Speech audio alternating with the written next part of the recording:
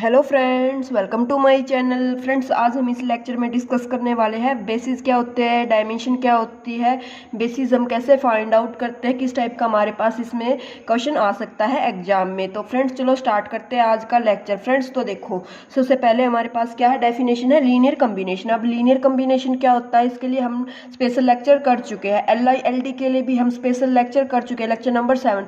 अगर आपको linear combination नहीं पता है कि वेक्टर्स का लीनियर कम्बिनेशन कैसे करते हैं, तो आप लोग जाके पहले वो लेक्चर देख लीजिए, क्योंकि बेसिस में सबसे फर्स्ट इंपॉर्टेंट जो रूल होता है वो क्या होता है, वो वेक्टर्स जो भी डिफाइन करेगा वो LI होने चाहिए। तो LI कैसे चेक करते हैं, LD कैसे चेक करते हैं, तो ये आपको आना चाहिए। नहीं आते हैं तो लेक्चर नंबर 7 देखिए, और अगर आता है तो चलो स्टार्ट करते हैं आज का लेक्चर। तो सबसे फर्स्ट डेफिनेशन है गाइस हमारे पास किस चीज़ की, लीनियर कम्बिनेशन। लीनियर कम्बिनेशन क्या होता है, देखो कंबाइन करना। किसको कंबाइन करना, जो भी हमें देगा, पोलिनोमियल देगा, मैट्रिसेस देगा, या फिर वेक्टर्स देगा, टपल फॉर्म में देगा, जिस भी फॉर्म में देगा, हमें उनको क्या करना होता है, कंबाइन करना होता है। इसका कुछ रूल होता है कि कैसे कंबाइन करते हैं। जैसे टपल में बता रखा है मैंने आप लोगों को, या मैट्रिक्स में बता रखा, मैट्रिक्स एडिशन होते हैं। तो आपको पता है ना कि A11 में अगर कोई अदर मैट्रिक्स है B, तो B11 ही ऐड करते हैं ना। तो सेम ऐसे वो एक कंबाइन करने का एक रूल होता है ना। तो सेम यहाँ पे यही है, let VF be a vector space. V कोई भी क्या हमारे पास एक वेक्टर स्पेस है। अब वेक्टर स्पेस क्या होता है, स्पेशल लेक्चर करा रखा है। वेक्टर स्पेस क्या होता है, सब स्पेस क्या होता है, दोनों अलग अलग से लेक्चर में करा रखे हैं। कैसा क्वेश्चन आ सकता है वो भी कराया हुआ है, देख लेना। A vector space V, a vector है हमारे पास, कोई भी वेक्टर है, किससे बिलोंग करता है, जो हमारे वेक्टर स्पेस से बिलोंग करता है। Is said to be linear combination of vectors V1 V2 Vn। देखो हमारे पास एक कोई भी वेक्टर स्पेस है V, उससे मान लो एक वेक्टर स्पेस था, किसका वेक्टर स्पेस था, सेट ऑफ इंटीजर का ही एक वेक्टर स्पेस था। अब आप बोल दोगे अब set of integer vector space बनाते हैं क्या, set of integer vector space बनाते हैं या नहीं बनाते, means Z over field Z है, वेक्टर स्पेस बनेगा, नहीं बनेगा। क्यों नहीं बनेगा, क्योंकि उसमें जो हमारी प्रॉपर्टीज होती है वो होल्ड नहीं होती। कौन से नंबर की प्रॉपर्टी होल्ड नहीं होती, ये आपको बताना है। क्यों, क्योंकि जब मैंने वेक्टर स्पेस बताया था तो वहाँ पे कराया था इन चीज़ों का प्रूफ। तो आपको बताना है Z ओवर Z में कौन सी प्रॉपर्टी होल्ड नहीं होती। अगर आता है तो नहीं आता है तो भी कमेंट करके बताना, तो मैं आपको कमेंट का रिप्लाई कर दूंगी कि कौन सी प्रॉपर्टी होल्ड नहीं होती है Z ओवर Z में, ठीक है ना। क्योंकि Z ओवर Z फील्ड ही नहीं बनता है ना। ये रीजन मैंने आपको बता दिया, फील्ड नहीं बनता। फील्ड में कितनी प्रॉपर्टीज होती है, 5 एडिशन, 5 अंडर मल्टीप्लिकेशन, एक होती है कॉमन। तो एडिशन में ही कौन सी प्रॉपर्टी होल्ड नहीं होती वही बता देना आप लोग, ठीक है ना। तो देखो सेट ऑफ इंटीजर की जगह पे हम मान लेते हैं सेट ऑफ रियल नंबर ले लिया। तो रियल नंबर का एक सेट था, उससे वेक्टर स्पेस बनाएगा, जिस vector space set of real बनाएगा उससे हमने एक वेक्टर ले लिया V। उनको किसके लीनियर कम्बिनेशन में लिखना, other vectors V1 V2 Vn, जो किससे बिलोंग करते हैं, जो R से ही बिलोंग करते हैं। If V can be express as V equal to A1 V1 plus A2 V2 plus up to so on AN Vn, where जो AI जाते हैं ये कहाँ से आते हैं, A1 A2 AN, ये आते हैं फील्ड से, जो भी हमारी फील्ड मेंशन होते हैं वेक्टर स्पेस के केस में। तो देखो लीनियर कंबाइन कम्बिनेशन हम बना सकते हैं। जैसे अगर आप सिंपल देखो, जैसे 5 को हम ऐसे लिख सकते हैं ना, 1 + 1 + 1 + 1 + 1, या ग्रुप थ्योरी की फॉर्म में चला गया। मैं ये क्यों बताने लग रही हूँ, आप ये मत देखो कि हम 5 को इसमें आपने इसी में क्यों लिखा, हम ऐसे भी लिख सकते थे। यस, हम इसको ऐसे भी लिख सकते हैं, यस हम इसको ऐसे भी लिख सकते हैं, है ना। तो वो कंबाइन लीनियर कम्बिनेशन ऐसे वे है ना, कितने वे में हम इसको लिख सकते हैं। ये तो ग्रुप थ्योरी का कंसेप्ट था। लेकिन अगर यहाँ पे इस चीज़ को देखें कि हमने 5 को अदर वेक्टर्स था, मान लो V1 एक वेक्टर था जिसमें एक सिंगलटन था, V2 एक वेक्टर था जिसमें एक सिंगलटन 2 था, V3 एक वेक्टर था जिसमें सिंगलटन अदर 1 था, और हमें 5 को इनके लीनियर कम्बिनेशन में लिखना था। तो आप इनके कंबाइन बनाओगे ना, कि इसको 2 से मल्टीप्लाई कर दो, इसको एज इट इज रखो, इसको एज इट इज रखो, तो 5 बना सकते हैं। तो वो आपको डिपेंड करता है। तो वही सब चीज़ों को एडअप करना, कुछ कंबाइन करके हमारा वेक्टर बनाना, उसी को क्या बोलेंगे, लीनियर कम्बिनेशन बोलेंगे। अब उसके बाद बात आती है लीनियर स्पैन की। ये कंसेप्ट इंपॉर्टेंट है, यहाँ से हमारा बेसिस की डेफिनेशन स्टार्ट होती है। ये तो अब तक हम कर चुके हैं ऑलरेडी प्रीवियस लेक्चर में। ये कंसेप्ट इंपॉर्टेंट है, अब इस पर आपको क्या करना, ध्यान देना। तो देखो इसमें क्या दिया हुआ guys, let S be a non-empty subset of a vector space VF. S non-empty subset है VF vector space का, then the set of all linear combination of finite number of element of S. S set था non-empty VF का, S के जितने भी finite linear combination है उनका जो सेट बनेगा उसी को क्या बोलते हैं, उसी को बोलते हैं लीनियर स्पैन। देखो जैसे ऐसे बताती हूँ आपको, ऐसे एक सेट था, इसमें एलिमेंट थे 1 2 3। अगर इस सेट के लीनियर कम्बिनेशन बनाए तो 1 और 2 को ऐड कर दो, 3 आ जाएगा। ओके, 1 और 3 को ऐड कर दो, 4 आ जाएगा। 2 और 3 को ऐड कर दो, 5 आ जाएगा। एक सिंगलटन 1 भी आ सकता है, तीनों को ऐड कर दो, 6 आ जाएगा। फाइनाइट लीनियर कम्बिनेशन का ये क्या बन गया गाइज, अदर सेट बन गया। क्या बोला, ध्यान से सुनना, then the set of all linear combination of finite number of element of S. Finite number of element of S, S में फाइनाइट थे, यस 3 एलिमेंट थे, इनके finite linear combination, yes linear combination यही तो है ना, ये जो कि इन दोनों का ऐड कर दो, यही है कि A1 को A2 को 1 1 ले लिया। या फिर अब आप बोलोगे कि मैम यही आएंगे क्या इसमें, मैं बोलूँगी नहीं गाइज ये नहीं आएंगे, इसको 5 से मल्टीप्लाई कर दो, इसको एज इट इज कर दो 7 आ जाएगा, इसको 5 से इसको कर दो 8 आ जाएगा। तो ऐसे आप बना कितने सकते हो, बना तो फाइनाइट ही सकते हो ना। जो A1 A2 वे स्केलर वहाँ से कहाँ से आएंगे, वो फील्ड से आएंगे। हाँ नंबर ऑफ एलिमेंट इनफाइनाइट आ जाएंगे। आई गोज फ्रॉम 1 to n, इसको डिनोट ऐसे करते हैं AI VI। अब AI VI क्या है, VI तो जो हमारी ये वेक्टर थे जैसे V1 V2 V3, और AI क्या आ जाएंगे इनकी, जैसे अब इसको अगर लिखना होगा आपको तो आप कैसे लिखोगे, A plus 2B plus 3C, ये सेट आ जाएगा, set of linear combination of S। S इसका नाम था, इसका लीनियर कम्बिनेशन का सेट आ जाएगा ये। ABC कहाँ से आएगा, ABC जो भी हमारी फील्ड होगी उससे आ जाएंगे, फील्ड से आते हैं स्केलर, ठीक है। तो इसका लीनियर कम्बिनेशन ये आ जाएगा। अब A B C पे आप चॉइस करते रहो, A को 0 ले लो, B को 0 ले लो, C को 1 ले लो, तो सिंगलटन 3 आ जाएगा। A को 1 ले लो, C को 1 ले लो, B को 0 ले लो तो 4 आ जाएगा। तो ऐसे लीनियर कम्बिनेशन का जो सेट बनता है उसको बोलते हैं linear span. Set of all possible way, guys क्या है पॉसिबल, कितने हम पॉसिबल लीनियर कम्बिनेशन उनके बना सकते हैं, उसी को बोला लीनियर स्पैन। इसको जनरेटिंग सेट भी बोलते हैं, लीनियर स्पैन भी बोलते हैं। इसको LS से डिनोट कर देते हैं, S से डिनोट कर देते हैं। इसकी कितनी वेज है वो लीनियर कम्बिनेशन लिखने की कि लीनियर स्पैन बोलते हैं, जनरेट सेट बोलते हैं। इसके 10 वे से लिख सकते हैं हम। क्या क्या नोटेशन थी वो मैंने जब लीनियर अलजेब्रा कराया था तो वहाँ पे जब बेसिस डायमेंशन का चैप्टर कराया था तो वहाँ पे लेक्चर नंबर में आपको मिल जाएगा, अगर प्लेलिस्ट में जाके देख लेना। अगर आपको कंप्लीट लीनियर स्पैन की थ्योरी देखनी है तो वहाँ से देख सकते हो आप लोग, ठीक है ना। लीनियर अलजेब्रा जिसमें जो कंप्लीट, जिसमें 19 या 20 के आसपास वीडियो है, कंप्लीट लीनियर अलजेब्रा कराया हुआ है गाइज उसमें, ठीक है। अब LD उसके बाद बात आती है LI क्या सेट होता है, LD सेट क्या होता है, ये करा रखा है देख लेना। अब मेन जो हमारी बात आती है गाइज वो आती है बेसिस। बेसिस हम किसको बोलते हैं, तो बेसिस किसको बोलते हैं, let V be a vector space over the field F। V कोई भी वेक्टर स्पेस है किस फील्ड पे, F पे, a set of vector V1 V2 Vn। हमें कुछ भी वेक्टर्स दे रखे हैं, ये वेक्टर्स पोलिनोमियल फॉर्म में भी हो सकते हैं, मैट्रिक्स फॉर्म में भी हो सकते हैं, टपल फॉर्म में भी हो सकते हैं, या फिर ट्रिग्नोमेट्री फंक्शन में भी हो सकते हैं, कुछ भी हो सकते हैं, मीन्स है ना। इनको अगर दे रखे हैं vectors is called a basis. इनको बेसिस कब बोलेंगे, इफ दो प्रॉपर्टी सेटिस्फाइड होल्ड होते हैं गाइज। फर्स्ट क्या है, V1 V2 जो दे रखे हैं ना ये क्या हो, LI हो।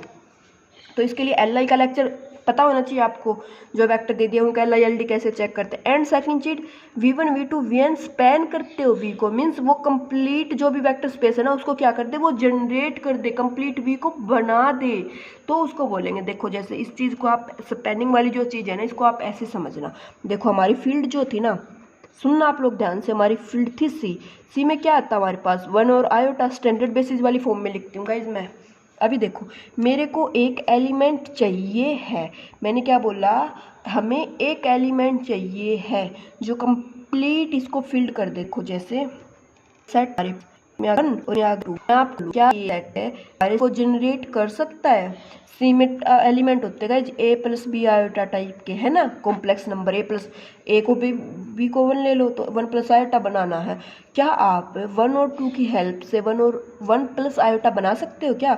1 प्लस आयोटा को आप A into 1 plus 2 into B type से लिख के कर सकते हो। फील्ड यहाँ पे R है गाइज, तो क्या आप बना सकते हो, तो आप बोलोगे नहीं मैम हम नहीं बना सकते। A और B तो रियल नंबर है, किसी भी 2 के रियल नंबर से मल्टीप्लाई करके या A की रियल नंबर से मल्टीप्लाई करके हम कभी भी आयोटा नहीं बना सकते ना। तो क्या ये 1 और 2 वाला जो सेट है ये हमारा स्पैन कर देगा C को, तो ये स्पैन नहीं कर सकता। 1 और 2 की हेल्प से हम कॉम्प्लेक्स नंबर का कंप्लीट सेट नहीं बना सकते, ठीक है। आपने बोला नहीं बना सकते, इसी के प्लेस पे मैंने यहाँ पे इस सेट को ले दिया 1 और 2 आयोटा।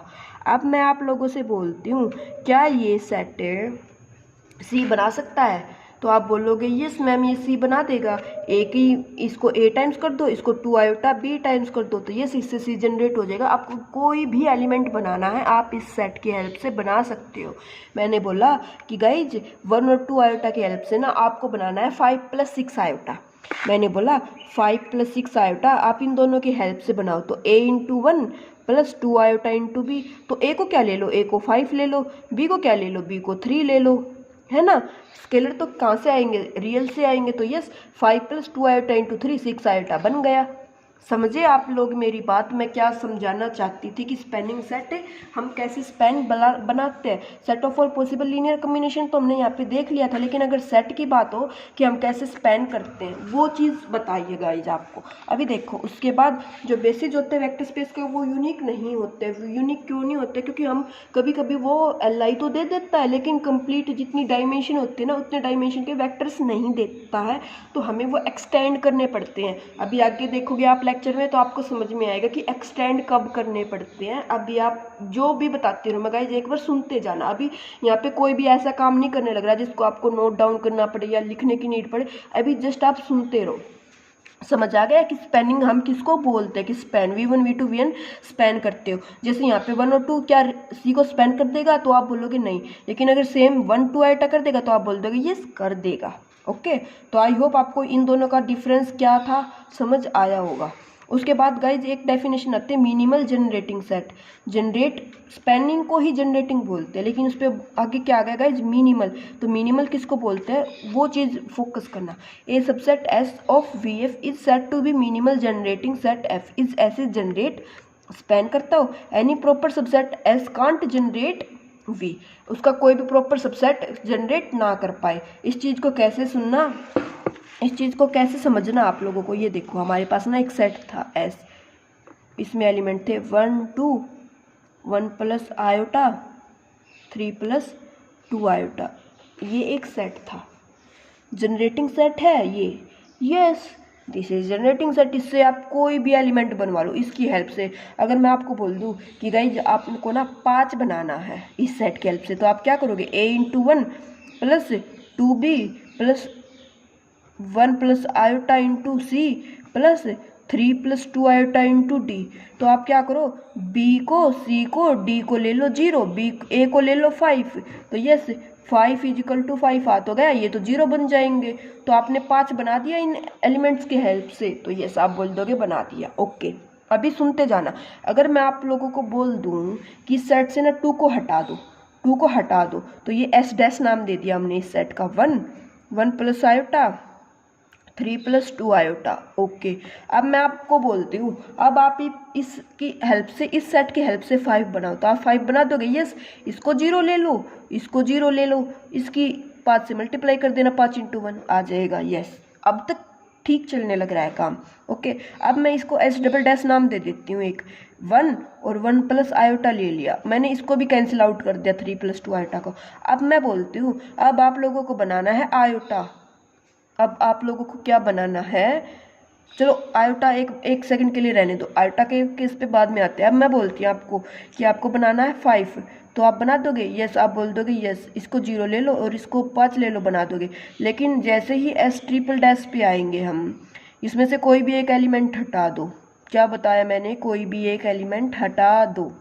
आपने बोला मैम अब तक तो 5 5 करने लग रहे थे, 1 को हटा देते, क्योंकि अब आप 1 की 5 से मल्टीप्लाई करने लग रहे थे, बाकी की 0 से।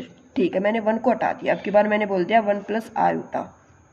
ओके ओके, सुनना अभी मैंने आपको बोल दिया कि अब की बार आपको बनाना है 2 प्लस 3 आयोटा। तो a इंटू 1 प्लस आयोटा की मल्टीप्लाई करके क्या आप 2 प्लस 3 आयोटा बना सकते हो क्या? तो a देखो, आप बोल दोगे ये a की 2 से मल्टीप्लाई कर दो, तो a को 2 लिया तो ये तो 2 प्लस 2 आयोटा बन जाएगा, 3 तो नहीं बना ये। तो गाइज ये वाला सेट ना लेके हमें मिनिमल जनरेटिंग यही लेना पड़ेगा। अगर इस सेट को इससे कम कर दिया ना, तो ये सेट हमारा जो मन चाह जो एलिमेंट हम बना सकते थे ना, ये नहीं बना पाएगा। तो हमें क्या कंडीशन आ गई, एस डबल डैश से छोटा इस सेट को हम नहीं कर सकते। समझ आए क्यों नहीं कर सकते? सेम अगर आपने 1 हटा दिया और मैं बोलती हूँ आपको सिर्फ 5 बनाना है, तो आप बोलोगे 5 बना दोगे? नहीं बना सकते। क्यों? क्योंकि guys a into 1 plus iota type में लिखना है। आप बोलोगे कि क्या a की क्या वैल्यू पुट करे कि 5 आ जाए, तो आप बोलोगे 5 पुट कर दो। अरे 5 प्लस 5 आयोटा आएगा ना, क्योंकि स्केलर दोनों का एक ही है, ये कॉमन। तो आई होप आपको समझ में आएगा मिनिमल जनरेटिंग सेट क्या था। ये सेट था एक, इसमें जितनी नीड थी उससे ज़्यादा एलिमेंट्स थे। यस, एलिमेंट ज़्यादा थे, वेक्टर्स कम थे। यहाँ पे एक कम कर दिया, यस अब भी ये जनरेट कर सकता था, एक और कम कर दिया, ये आ गया, लेकिन अगर इससे कम करेंगे तो ये जनरेट नहीं कर पाएगा। आई होप आपको समझ में ये वाला कंसेप्ट आया होगा, ठीक है ना। देखो हम इस चीज़ को आप ऐसे भी बोल सकते हैं, सुनना मेरी बात, जस्ट बेसिकली बता रही हूँ गाइज। रियल की जो अगर हम सी पे देखते हैं सी ओवर आर, तो सी ओवर आर की डायमेंशन होती है गाइज 2, कितनी 2, उसमें स्टैंडर्ड बेसिस क्या होते हैं 1 और आयोटा ही होते हैं ना स्टैंडर्ड बेसिस, है ना। तो हम यहाँ पे अगर एक रियल ले लेंगे या कॉम्प्लेक्स ले लेंगे यहाँ पे नंबर, तो हमारा कंप्लीट नहीं बना पाएंगे हम सेट, समझे। तो इसलिए एटलीस्ट जो सी और आर के लिए हमें 2 एलिमेंट्स तो मतलब सेट में 2 एलिमेंट्स जो चाहिए ही थे। समझ आया मेरा पॉइंट आप लोगों को? आई होप समझ आ गया होगा। तो ये था क्या, मिनिमल जनरेटिंग सेट। तो ये जनरेट तो करने लग रहा था, लेकिन देखो अब हमने इसको रिड्यूस करते करते यहाँ पे आ गए, लेकिन अगर इसको रिड्यूस किया तो ये complete any proper set of S can't generate. तो अगर इस सेट का प्रॉपर सेट ले लिया, yes S double dash contain S में, यस तो ये प्रॉपर सेट कंटेन, ये प्रॉपर सेट जो 1 प्लस आयोटा आया था ये जनरेट नहीं करने लग रहा है ना, किसको, कंप्लीट सी ओवर आर को। तो ये तो इस एस डबल डैश को हम क्या बोल देंगे, ये है हमारा मिनिमल जनरेटिंग सेट। ओके, अब इसके बाद गाइस बात आती है मैक्सिमल एलआई सेट, किसको बोलते हैं, मैक्सिमल लीनियरली इंडिपेंडेंट सेट। ये subset of a vector space V is said to be maximal LI set if, सबसे पहली कंडीशन है वो एलआई होना चाहिए, no proper subset of S is LI. यहाँ पे गाइस बात आएगा, यहाँ पे सबसेट की जगह पे सुपर सेट आएगा, SUPER, सुपर सेट, सबसेट नहीं है ये सुपर सेट, याद रखना। मिनिमल में था सबसेट, मैक्सिमल में है super set. No proper super set of S is LI, उसका कोई भी प्रॉपर सुपर सेट ले तो वो एलआई नहीं होना चाहिए। ओके गाइज, अब आप इसको बोलोगे कि मैम एलआई तो हो जाता मैक्सिमल एलआई उसके लिए, लेकिन सुपर सेट उसका एलआई नहीं होना चाहिए। जैसे देखो ऐसे बात लेते हैं हम लोग, एक सेट था A, 2 एलिमेंट का सेट था, ये एलआई है। अब यस अगर मैं यहाँ पे 2 ले लूँ तो ये क्या एलआई रहेगा, नहीं 2 तो इसका स्केलर मल्टीपल हो जाएगा, लेकिन मैंने यहाँ पे ले लिया 2 आयोटा, तो यस ये क्या है, ये एलआई सेट है। और अगर इसी सेट का सुपर सेट ले ले 1 2 आयोटा और इसमें एक और ऐड कर दे, मिनिमल में तो कम करते थे, मैक्सिमल में एडअप कर दिया गाइज, 3 कर लिया, तो ये एलआई बना। तो ये गाइज ये एलआई नहीं बनेगा, क्यों नहीं बनेगा, क्योंकि जो 3 है वो तो 1 का क्या हो गया, स्केलर मल्टीपल हो गया, है ना। तो ये चीज़ यहाँ पे बोल लिया, no proper super set of S is LI, कि एलआई का जो भी हम जो भी सेट है इसका सुपर सेट ले ले तो ये एलआई नहीं होना चाहिए, मैक्सिमल एलआई। उसके बाद गाइज सुनना, 3 से 4 है हमारे पास थ्योरम्स। ये थ्योरम्स प्रूफ करना है आप लोगों को, प्रूफ के लिए लेक्चर अलग से कल या परसों मिल जाएगा आपको, लेकिन अभी के लिए जस्ट आपको थ्योरम समझनी है। सो थ्योरम की डेफिनेशन क्या है, फर्स्ट थ्योरम क्या है, लेट S है, V1 V2 Vn, इसमें क्या है, वेक्टर्स है जो स्पैन करते हैं वेक्टर स्पेस VF को। Then there exist a subset S which is basis of V, which is basis of V। तो बेसिस के लिए मैंने क्या बताया था आपको, वो एलआई होना चाहिए और वो क्या करना चाहिए, वो जनरेट करना चाहिए। अब ये वाला वेक्टर था गाइज, ये सेट, ये बोलने लग रहा है ये स्पैन करता V को, ये इससे आप कुछ कोई भी वेक्टर बना लो बन जाएगा। There exist a subset, S का सबसेट ले लिया मैंने 1 और 2 आयोटा, ये एलआई है, यस ये एलआई है। 1 और 2 आयोटा के किसी मल्टीप्लाई करेंगे स्केलर से तो ये लीनियर कॉम्बिनेशन, ये दोनों एक दूसरे के क्या हमारे पास A को 2 आयोटा B टाइम्स कर सकते हैं। A और B क्या स्केलर, A की मतलब 1 इंटू है ना, 1 की किसी स्केलर से मल्टीप्लाई करके क्या कभी 2 आयोटा आ सकता है क्या, यहाँ पे आयोटा कभी बनेगा ही नहीं, क्यों, क्योंकि A तो रियल नंबर से आएगा, तो रियल नंबर की कभी इमेजिनरी नंबर की इक्वल आ सकता है क्या, 2 आयोटा बना ही नहीं सकते ना। हम इस क्वांटिटी को A को कभी भी 2 आयोटा नहीं बना सकते गाइस, कुछ भी कर लेना, यहाँ पे आयोटा आ ही नहीं सकता, क्योंकि A और B तो कहाँ से आएंगे, रियल से आएंगे, फील्ड हमारी रियल होती है जब बात चलते हैं वेक्टर स्पेस में। अदरवाइज उसने अगर C मेंशन कर रखी है तो यस C से स्केलर आयोटा ले लेना, तो बना देंगे, अगर रियल है तो नहीं बना पाएंगे, है ना। इसका ये सेट ले लिया, ये बेसिस है, यस इसकी डायमेंशन C ओवर R है तो 2 है, तो ये जो सेट है ये हमारे पास क्या हो गया, ये हो गया हमारे पास इसका सबसेट, S का S डैश सबसेट हो गया और ये बेसिस बन गया। तो ये थ्योरम थी हमारे पास, ये थ्योरम यही बोलती थी कि अगर S जो स्पैन करता है VF को तो देर एक ऐसा सबसेट मिल जाता है जो बेसिस बनाता है हमारे पास, ठीक है।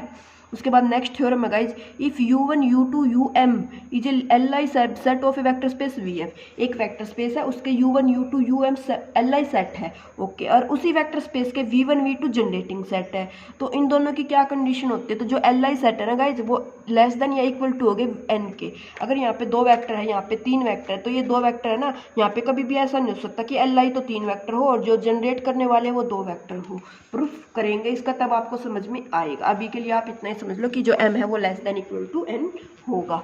उसके बाद 2-3 रिजल्ट और है गाइज, जिसमें क्या है, a minimal generating set is always a basis, जो मिनिमल जनरेटिंग सेट था वो हमेशा क्या बनाता है, बेसिस बनता है in a finitely generating vector space.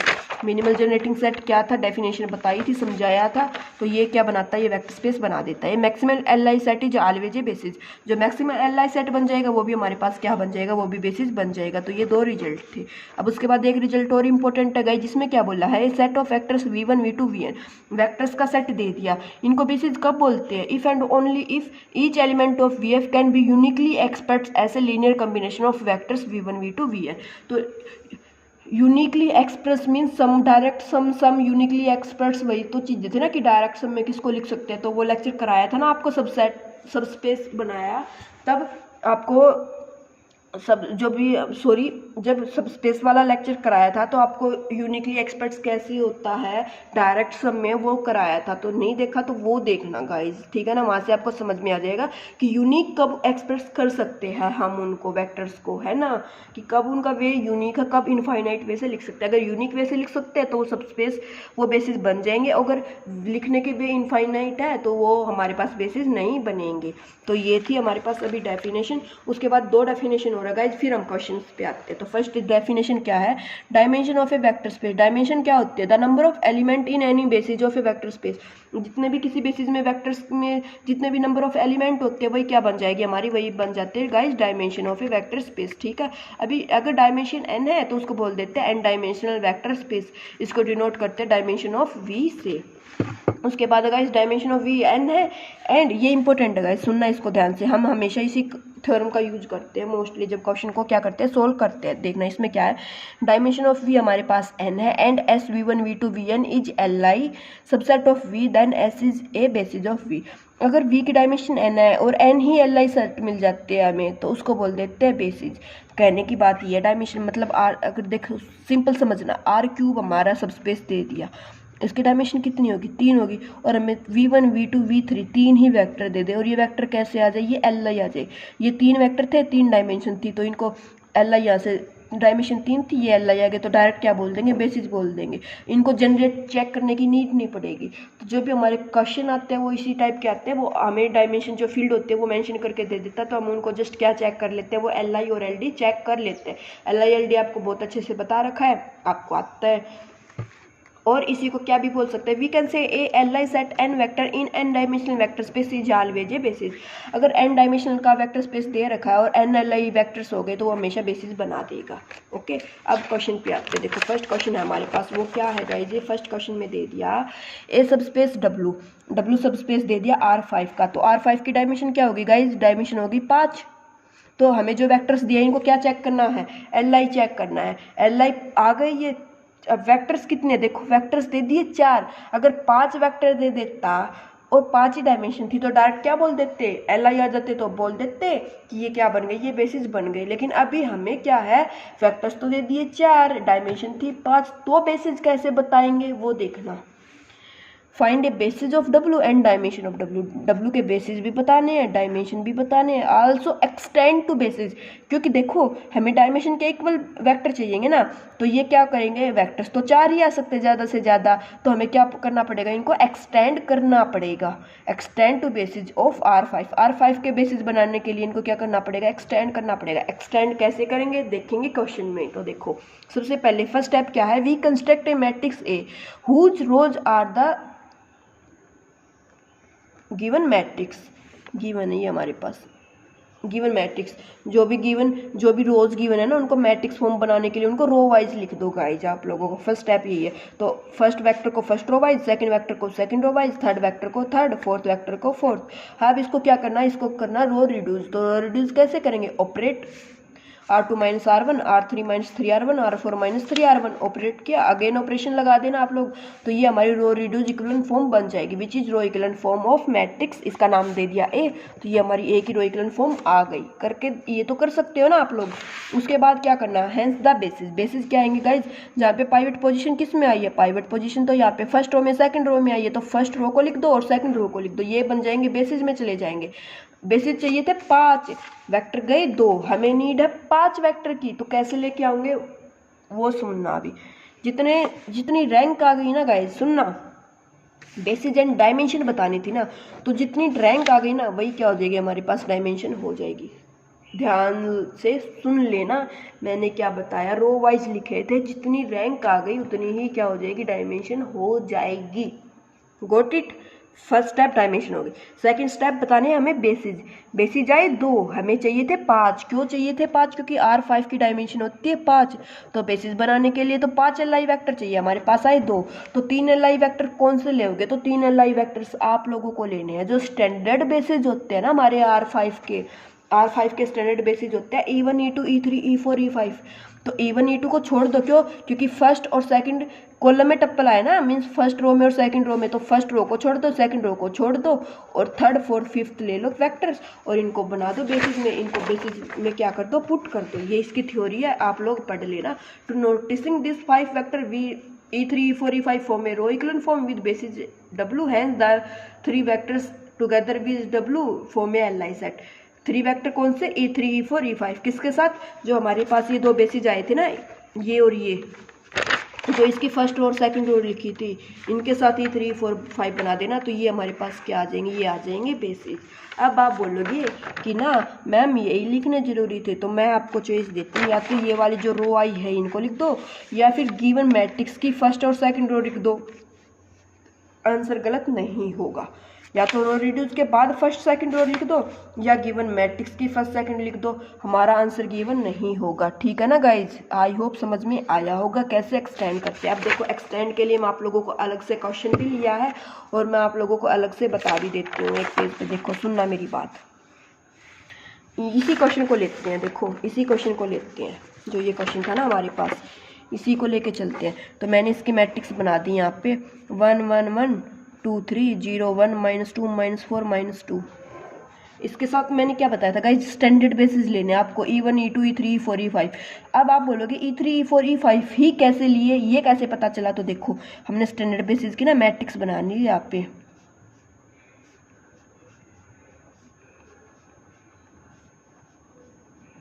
बना ली।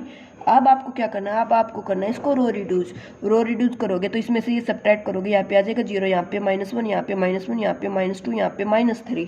ठीक है, अब उसके बाद इसमें से ये सब्ट्रैक्ट करोगे, यहाँ पे आ जाएगा 0, यहाँ पे -2 के, यहाँ पे आ जाएगा 2, यहाँ पे आ जाएगा 4, यहाँ पे आ जाएगा 2। सुनते जाना। अब इसमें से जो ये इसको सब ऐड अप कर दोगे, ये आ जाएगा 0, ये आ जाएगा -1, ये आ जाएगा -2, ये आ जाएगा -3, -2 और यहाँ पे कितना था -3, इसको करोगे तो एडअप ये आ जाएगा -1, है ना। अब देखो इसको जब 2 से मल्टीप्लाई करके ऐड कर दोगे तो इसका क्या बन गया, स्केलर मल्टीपल बन गया, तो ये तो 0 ही हो गए हमारे पास। और जब इसको इससे करोगे तो यहाँ पे ये 0 बन जाएगा, ये 2 1 जब करोगे तो ये 0 0 ही बन जाएंगे हमारे पास। ठीक है ना, तो स्टैंडर्ड बेसिस ये वाले लेने पड़ेंगे हम 1 0 0 वाले। आई होप आपको समझ में आया होगा। एक चीज़ और देखो, क्वेश्चन से देखना, जो क्वेश्चन कराया हुआ है ना, क्योंकि इसी में वो कर दिया मैंने, यहाँ पे अलग से नहीं लिखा गाइस, आप अलग से करके देखना है इस चीज़ को, कि जब आप रो रिड्यूस करोगे ना, ये यहाँ पे ही हो गया थोड़ा मिक्सअप, लेकिन आप जब अलग से इनको स्टैंडर्ड बेसिस में लिख के करोगे ना आप लोग सोल्व, तो आपको समझ में आ जाएगा कि हमारा पाइवट E3 E4 और E5 में ही आएगा। यहाँ पे तो ऑलरेडी क्योंकि 2 थे तो रो रिड्यूस किया ना, तो यहाँ पे तो 0 ही बन गए थे हमारे पास। ठीक है ना, एक क्वेश्चन ऐड अप किया है, क्वेश्चन को देखो, आपका डाउट और अच्छे से क्या हो जाएगा, आपका डाउट क्लियर हो जाएगा। क्वेश्चन कहाँ पे है वो देखते हैं अभी हम। क्वेश्चन कहाँ गया, क्वेश्चन ये रहा गाइस, हमारे पास क्वेश्चन है ये, extend the set of vector this to form में बेसिस। तो कैसे करोगे, 2 वेक्टर दे दिए, R3 के लिए कितनी डायमेंशन चाहिए थी, 3 डायमेंशन चाहिए थी, तो कितने वेक्टर्स चाहिए थे, 3 वेक्टर्स चाहिए थे, वेक्टर्स है 2, तो थर्ड वेक्टर कैसे लेके आओगे, रो रिड्यूस कर दो, रो रिड्यूस करोगे, फर्स्ट रो में और सेकंड रो में पाइवट आ गया, थर्ड रो में पाइवट नहीं है तो E3 ले दिया, E3 ले होगे तो 0 0 1 करोगे ना यहाँ पे, तो E3 थर्ड रो में क्या आ जाएगा, पाइवट आ जाएगा। अब देखो इसी क्वेश्चन को या तो ऐसे लिख लेना, सिंपल थ्योरी आप लोग पढ़ लेना, ठीक है ना, या फिर आप इसको कैसे करते 1 2 3 2 2 3 1 0 0 0 1 0 0 0 1। अब इसको रो रिड्यूस करो, 1 2 3 इसमें से करोगे तो 0 -2 -3 0 -2 -3 0 1 0 0 0 1, ये है ना। अब इस पर फिर से स्टेप लगाओ आप लोग, 1 2 3 0 -2 -3 इसको कर दोगे तो ये तो 0 0 0 ही बन जाएगा। देखो ये 0 0 0 ही बन गया, मीन्स हमें जो फर्स्ट 1 0 0 0 लेना था इसकी तो नीड ही नहीं पड़ी है ना, क्योंकि ये तो 0 ही बन गया, तो इसको कैंसिल आउट कर देते। E1 को कर दिया हमने कैंसिल आउट, E1 नहीं लेंगे। अब देखो -2 3 था, यहाँ पे था 1, इसको मल्टीप्लाई कर दो किससे 1/2 से करोगे तो यहाँ पे कितना आ जाएगा, यहाँ पे भी आ जाएगा 0, लेकिन यहाँ पे पाइवट पोजीशन बन जाएगी। क्यों, क्योंकि यहाँ पे ऑलरेडी 0 था, ये already row reduce equivalent form में था हमारे पास। यहाँ पे कुछ करोगे आप लोग है ना, तो हमें क्या चाहिए, थर्ड ही पाइवट पोजीशन चाहिए, तो इसलिए हमने क्या किया, यहाँ पे E3 डायरेक्ट एडअप कर दिया। ओके, तो अब आप ये डाउट मत करना कि कब हमें E1 ऐड करना। अगर फर्स्ट रो में पाइवट नहीं आता तो E1 ऐड कर देते, सेकंड रो में पाइवट पोजीशन नहीं आती तो E2 ऐड कर देते, थर्ड रो में पाइवट पोजीशन नहीं आती तो आप E3 ऐड कर देते। अब एक बच्चे का डाउट होता है कि मैम आपने इसी को क्या लिया पाइवट पोजीशन, इसको भी तो ले सकते थे, तो मैं बोलूँगी हाँ जी ले लो, चॉइस आपकी है, इसको ले लो और इसको ले लो। तो उस केस में आपको ये वाला स्टैंडर्ड बेसिस लेना पड़ेगा, लेकिन हम क्या करते हैं, हम स्टार्टिंग से चलते हैं तो हम इस पे ना जाके पहले इस पे पाइवट पोजीशन असाइन कर देते हैं, तो इसलिए हम E3 ले लेते हैं। ओके, अब आपको एक्सटेंड करने आ गए ना बेसिस की, कब हम एक्सटेंड कर सकते हैं, कैसे कैसे एक्सटेंड कर लेंगे। ओके, अभी उसके बाद देखो क्वेश्चन इस टाइप का, जब हम थ्योरी में तो नहीं आएगा लेकिन मैं फिर भी 1 सेकंड के लिए एक्सप्लेन कर देती हूँ आपको कि देखो which of the following set are Li generating set basis of the vector space. हमें एक सेट दे दिया, हमें बताना कौन सा Li है, कौन सा जनरेटिंग सेट है, कौन सा बेसिस है।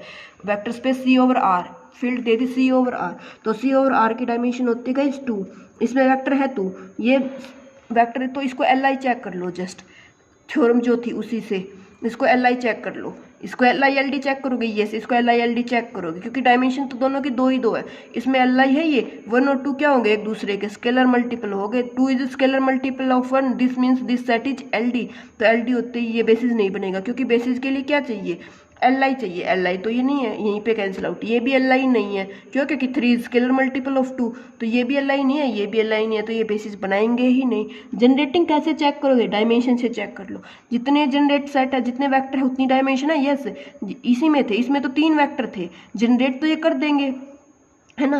देखो अगर इसी टाइप का अगर वो 1 और 2 दे देता और तब पूछता तो ये LD भी हो जाते और ये जनरेटिंग सेट भी नहीं होते, क्यों, क्योंकि 1 और 2 क्या कंप्लीट C/R को जनरेट नहीं कर सकते।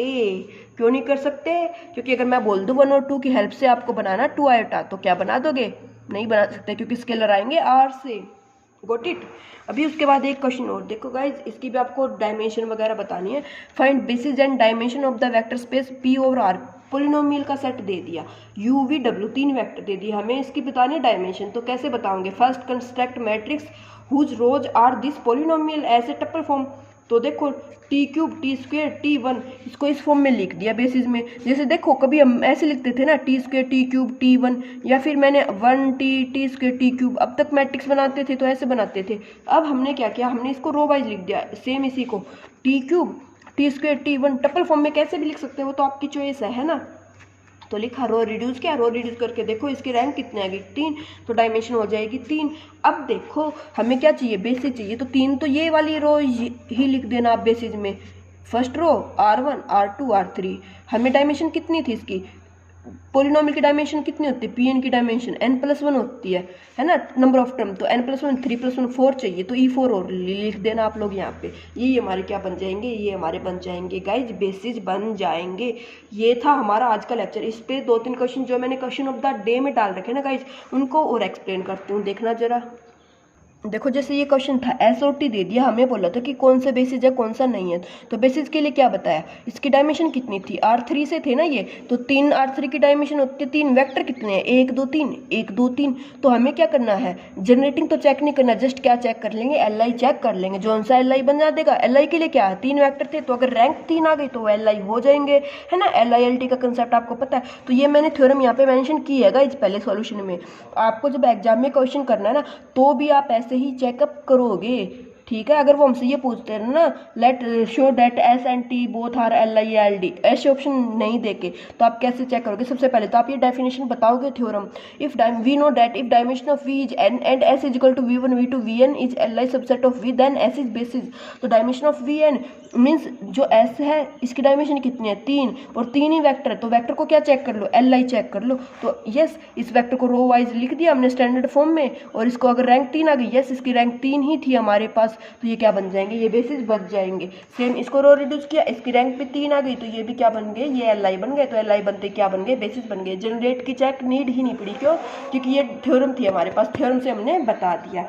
तो आई होप गाइज आपको आज का लेक्चर अच्छा लगा होगा, एंड जो नेक्स्ट लेक्चर आएगा उसमें गाइज बहुत से बच्चों के जो डाउट है वो क्या है, LT जब लीनियर ट्रांसफॉर्मेशन की ना, तो वहाँ पे रेंज स्पेस और नल स्पेस कर्नल वाला टॉपिक रह गया था, तो उनके डाउट आते हैं कि मैम ये और करा दो। तो नेक्स्ट लेक्चर उसका आएगा, देन उसके बाद क्वाड्रेटिक फॉर्म, एंड फिर 2 लेक्चर के बाद 3rd लेक्चर आ जाएगा लीनियर अलजेब्रा की जितने भी इंपॉर्टेंट थ्योरम है ना उन पे बेस।